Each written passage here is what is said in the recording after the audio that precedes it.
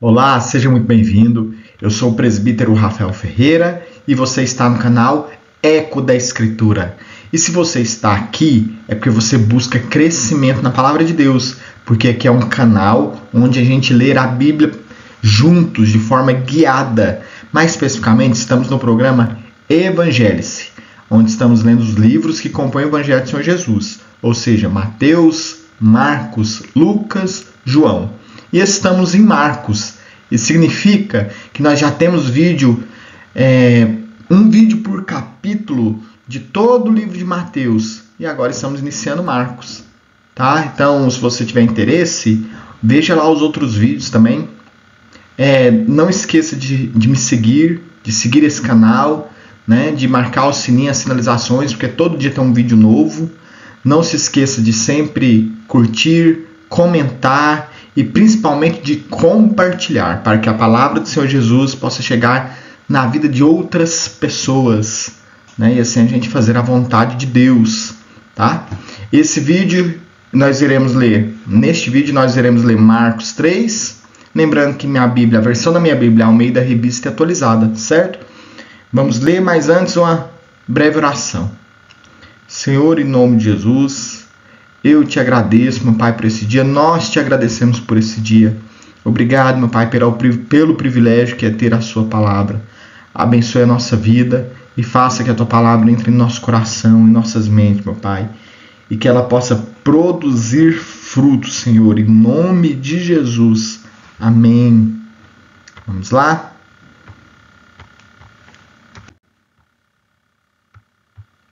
O homem da mão ressequida. Versículo 1. De novo, entrou Jesus na sinagoga, e estava ali um homem que tinha ressequido uma das mãos, e estavam observando a Jesus para ver se o curaria em dia de sábado, a fim de o acusarem. E disse Jesus ao homem da mão ressequida: Vem para o meio. Então lhes perguntou: É lícito no sábado fazer bem ou fazer o mal? Salvar a vida ou tirá-la? Mas eles ficaram em silêncio. Olhando-os ao redor, indignado e conduído com a dureza do seu coração, disse ao homem: Estende a mão. Estendeu-a e a mão lhe foi restaurada. Retirando-se os fariseus, conspiravam logo com os herodianos contra ele e como lhe tirariam a vida. Jesus se retira, a cura de muitos à beira-mar. Versículo 7. Retirou-se Jesus com seus discípulos para os lados do mar. Seguia da Galiléia uma grande multidão também da Judéia, de Jerusalém, da Idumeia, da além do Jordão e dos arredores de Tiro e de Sidom. Uma grande multidão, sabendo quantas coisas Jesus fazia, veio ter com ele.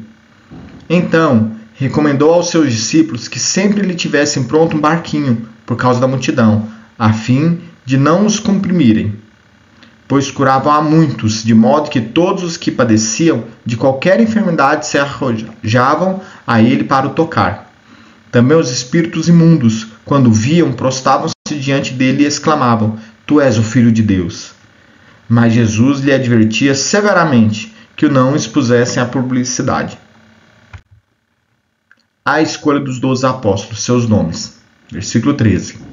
Depois, subiu ao monte e chamou os que ele mesmo quis, e vieram para junto dele. Então designou 12 para estarem com ele e para os enviar a pregar, e exercer a autoridade de expelir demônios.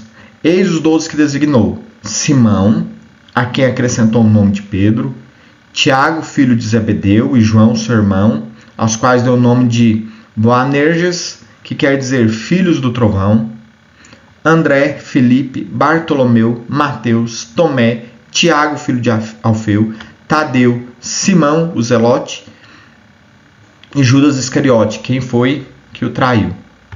A blasfêmia dos escribas. Versículo 20. Então ele foi para casa. Não obstante, a multidão afluiu de novo, de tal modo que nem podiam comer. E quando os parentes de Jesus ouviram isto, saíram para o prender, porque diziam: Está fora de si. Os escribas que haviam descido de Jerusalém diziam: Ele está possesso de Beelzebu, e é pelo maioral dos demônios que expele os demônios. Então, convocando-os Jesus, lhes disse por meio de parábolas: Como pode Satanás expelir a Satanás? Se o reino estiver dividido contra si mesmo, tal reino não pode subsistir. Se uma casa estiver dividida contra si mesma, tal casa não poderá subsistir. Se, pois, Satanás se levantou contra si mesmo e está dividido, não pode subsistir, mas perece. Ninguém pode entrar na casa do valente para roubar-lhe os bens, sem primeiro amarrá-lo, e só então lhe saqueará a casa. Em verdade vos digo que tudo será perdoado aos filhos dos homens, aos pecados e às blasfêmias que proferirem. Mas aquele que blasfemar contra o Espírito Santo não tem perdão para sempre, visto que é réu de pecado eterno. Isso porque diziam, está possesso de um espírito imundo. A família de Jesus, versículo 31. Nisto chegaram a sua mãe e seus irmãos, e tendo ficado do lado de fora, mandaram chamá-lo. Muita gente estava sentada ao redor dele, e lhe disseram, olha, tua mãe, teus irmãos e irmãs estão lá fora à sua procura. Então ele respondeu, dizendo, quem é minha mãe e meus irmãos? E correndo o olhar pelos que estavam sentados ao redor, disse, eis a minha mãe e meus irmãos. Portanto, qualquer que fizer a vontade de Deus, esse é meu irmão, irmã e mãe. Amém. Acabamos de ler Marcos 3 e, como de costume, iremos fazer uma breve reflexão de alguns pontos que eu acho que são pertinentes. Lembrando que o Evangelho é rico de informação e eu preciso da sua ajuda para complementar o que eu acho. Então, comente o que você... o que Deus, porventura, falou com você e eu não tenha dito aqui. Tá? Mas nesse capítulo, logo a princípio, eu já percebo que desde o início do Evangelho de Jesus Cristo, ele tinha opositores.